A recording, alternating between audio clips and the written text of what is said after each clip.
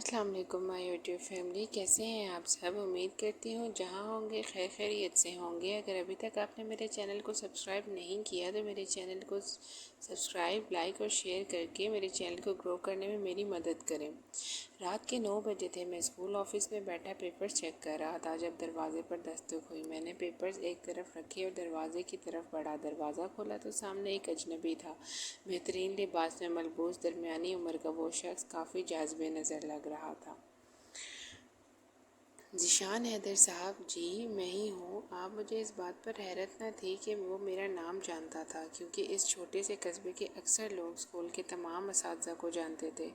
حیرت یہ تھی کہ اس وقت مجھ سے کیا کام پڑ گیا۔ سر، آپ سے کچھ بات کرنی ہے۔ اس کا لہجہ انتہائی نرم اور شائستہ تھا۔ جی اندر تشریف لائیے۔ اندر پہنچ کر وہ میرے سامنے والی کرسی پر بیٹھ گیا۔ سر، میری بیٹی کو ٹیوشن پڑھا دیں گے آپ؟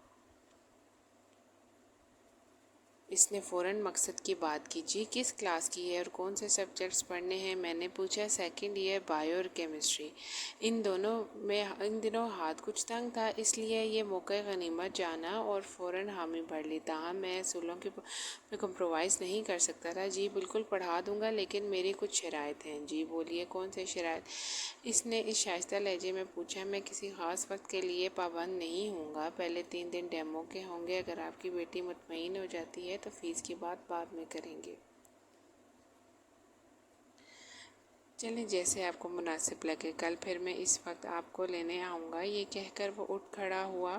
میں دروازے تک اس کے ساتھ گیا۔ دروازہ پار کرتے ہی اس نے مڑ کر دیکھا اور گویا ہوا، اس وقت تکلیف دینے پر معذرت، دراصل میں دن بھر اپنے کاروبار میں مصروف ہوتا ہوں، اس لیے آپ کو وقت بھی 9 بجے کے بعد کا دینا ہوگا۔ کوئی مسئلہ نہیں جناب، میں مسکرایا۔ دوسری رات اس وقت پر وہ شخص پہنچ گیا۔ اس کی قیمتی گاڑی مختلف گلیوں اور سڑکوں سے ہوتی ہوئی آبادی سے نسبتاً ایک شاندار بنگلے کے سامنے جا کھڑی ہوئی۔ وہ مجھے بیٹھک میں بٹھا کر خود اندر چلا گیا۔ بیٹھک میں انتہائی قیمتی فرنیچر، قالین اور ڈیکوریشن پیس رکھے تھے۔ تھوڑی دیر بعد وہ ہاتھ میں ایک ٹرے لیے اندر داخل ہوا جس میں مختلف لوازمات رکھے تھے۔ سر، آپ یہ نوش فرمائیں، تب تک آئرہ آ جاتی ہے۔ یہ کہہ کر وہ واپس چلا گیا۔ 10-15 منٹ بعد وہ لڑکی اندر داخل ہوئی۔ السلام علیکم سر، اس نے سامنے والے صوفے پر بیٹھتے ہوئے کہا۔ جی وعلیکم السلام، میں نے جواب دیا۔ کیسے ہیں آپ؟ سر، میں بالکل ٹھیک ہوں۔ سرسری سی تعریف کے بعد میں نے اسے پڑھانا شروع کیا۔ وہ انتہائی ذہین معلوم ہوتی تھی، ہر بات کو فوراً سے پہلے پک کر رہی تھی۔ میں دل ہی دل میں خوش ہوا کہ سر زیادہ کھپانا نہیں پڑے گا۔ تقریباً آدھے گھنٹے بعد ہی دونوں مضامین کے سلیکٹیو ٹاپکس کر لیے۔ سر بس سلیکٹیو ٹاپکس ہی ہیں، میرے خیال میں زیادہ سے زیادہ 10 دن ہی لگیں گے۔ اس کی بات پر میں قدرے مایوس ہوا۔ میں نے سمجھا تھا کہ 5-6 ماہ کا ٹیوشن ہے۔ خیر جی بالکل، آپ کل تک جو ٹاپکس آج پڑھے وہ تیار کر لینا۔ اگلے دن اس طرح اس نے اچھے طریقے سے ٹاپک تیار کیے ہوئے تھے کہ میں حیران تھا کہ اس قدر ذہین اسٹوڈنٹ کو ٹیوشن کی ضرورت کیسے پڑ گئی۔ اس رات پڑھ لینے کے بعد آئرہ نے جھجکتے ہوئے کہا، سر آپ سے ایک بات پوچھوں؟ ہاں جی بیٹا پوچھیے۔ آپ جنات پر یقین رکھتے ہیں؟ اس قسم کے سوالات عموماً میرے اسٹوڈنٹس مجھ سے کرتے رہتے تھے۔ میرا جواب ہمیشہ ایک ہی ہوتا تھا، نہیں بیٹا مجھے یقین نہیں ہے، کیونکہ آج تک میں نے انہیں اپنا آنکھوں سے نہیں دیکھا۔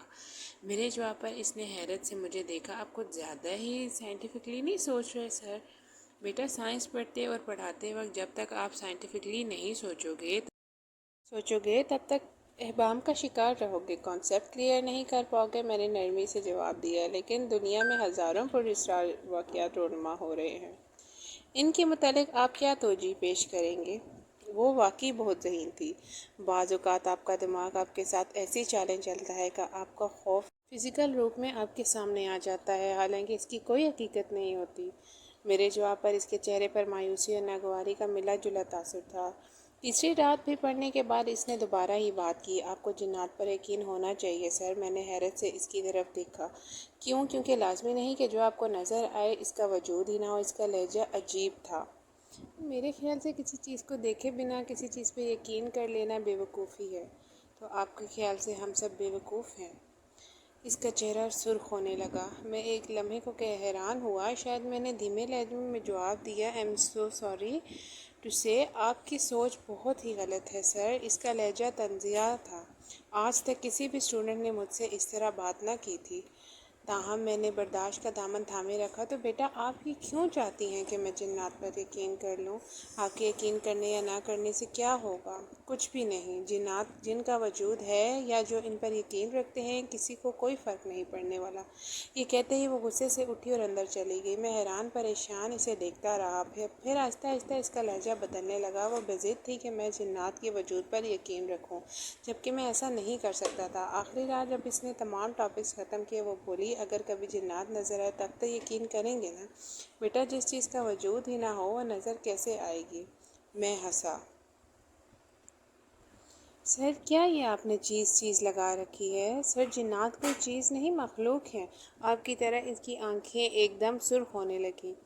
مجھے ایک لمحے کو ایک عجیب سا خوف محسوس ہوا۔ "اچھا چھوڑیں اس بات کو، آپ کی ٹاپکس مکمل ہو گئی۔ امید ہے اپنی خواہش کے مطابق میڈیکل میں داخلہ مل جائے گا آپ کو"۔ میں نے بات بدلنے کی کوشش کی۔ "اور امید ہے کہ آپ کو جنات پر یقین آ جائے گا"۔ اس نے طنز کیا۔ "نہیں، مجھے تو نہیں آئے گا یقین"۔ میں نے اپنے طریقے سے مذاق کیا۔ "عجیب گھمنڈی انسان ہیں آپ۔ یقین نہیں کرنا تو نہ کریں، لیکن یوں خدا کی مخلوق کا مذاق تو نہ اڑائیں"۔ اس کا لہجہ اچانک جارحانہ ہو گیا۔ آنکھیں سرخ انگارہ ہو گئیں اور چہرے کی رنگت غصے کی شدت سے بدلنے لگی۔ مجھے اس سے خوف آنے لگا تھا۔ تبھی اس کے والد اندر داخل ہوئے۔ "کیا ہوا آئرہ"۔ "کچھ نہیں بابا، میرے ٹاپکس ختم ہو چکے ہیں۔ سر سے کہہ دیں کہ کل سے نہ آئیں"۔ یہ کہتے ہی وہ غصے سے کانپتی ہوئی اندر چلی گئی۔ مجھے لگا جیسے وہ آئرہ نہ تھی، جیسے میں پڑھاتا تھا۔ "معذرت چاہتا ہوں سر، میری بیٹی غصے کی تیز ہے"۔ اس شخص نے دھیمے لہجے میں کہا۔ "کوئی بات نہیں جناب"۔ اس کے بعد وہ مجھے واپس اسکول چھوڑ گئے۔ "وقت دینے پر آپ کا بہت بہت شکریہ۔ آپ کی فیس کل آپ کو مل جائے گی"۔ یہ کہتے ہی وہ شخص واپس پلٹ گیا۔ دوسری صبح کسی کام سے میں نے اپنا بٹوا کھولا تو اس میں ہزار کے 3 نوٹ تھے۔ میں حیران پریشان کبھی اپنے بٹوے کو دیکھتا تو کبھی ان پیسوں کو۔